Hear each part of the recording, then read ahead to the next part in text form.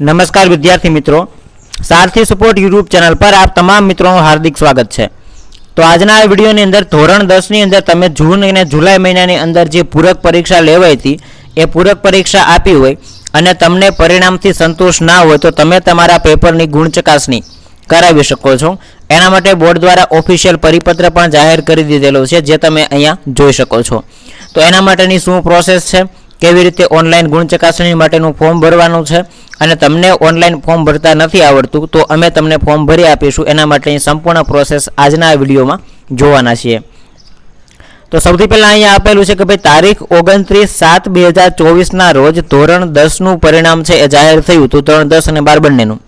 તો એમાંથી તમે જો ગુણ ચકાસણીની અરજી કરવા ઈચ્છતા હોવ તો બોર્ડની વેબસાઇટ www.jscb.org અથવા તો ssc.jscb.org ઉપર તારીખ 1/8/2024 ના રોજ બપોરે 12 વાગ્યાથી 7/8/2024 સાંજના 5 કલાક 17 મતલબ કે 5 કલાક સુધી ઓનલાઈન અરજી કરી શકશો।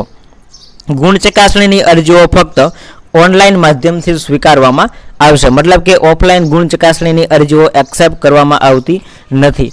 અને બીજી વસ્તુ કે ગુણ ચકાસણીમાં ખાલી તમારા પેપરની અંદર ટોટલમાં કોઈ જગ્યાએ ભૂલ હોય તો એ માર્ક બીજી વાર ગણે, આખું પેપર બીજી વાર રીચેકિંગ થતું નથી।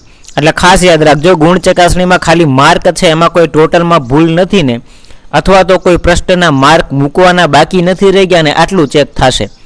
આખું પેપર માનો કે તમે પહેલો વિભાગ લખ્યો હોય તો પહેલા વિભાગમાં કોઈ પ્રશ્ન કદાચ ભૂલથી ખોટો પડ્યો હોય, માર્ક ઓછા આપ્યા હોય તો એ તમારું આમાં કાઉન્ટ થતું નથી, મતલબ કે એ બીજી વખત છે એ તમારું પેપર ચેક નથી થતું, ખાલી એના ગુણ મતલબ કે માર્ક મૂકેલા હોય એ ટોટલ ખાલી બીજી વાર ચેક થશે। અને બીજી વસ્તુ કે ભાઈ આના માટે ઓનલાઈન જે ફી બોર્ડ દ્વારા નક્કી કરવામાં આવેલી હોય, એક વિષય હોય તો જનરલી 100 રૂપિયા ફી હોય અને પ્લસ જે ઇન્ટરનેટનો ચાર્જ અને ફોર્મ ભરવાનો ચાર્જ લાગતો હોય અલગથી લાગે।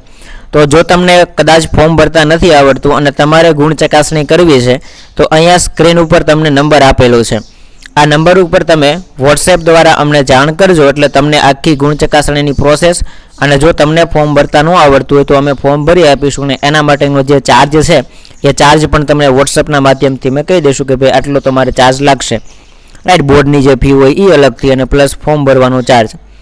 તો આટલી ઇન્ફોર્મેશન નાનકડી અપડેટ હતી। તો વિડીયો પસંદ આવ્યો હોય તો લાઇક કરી દેજો, ચેનલને સબસ્ક્રાઈબ કરવાની બાકી હોય તો સબસ્ક્રાઈબ કરી દેજો।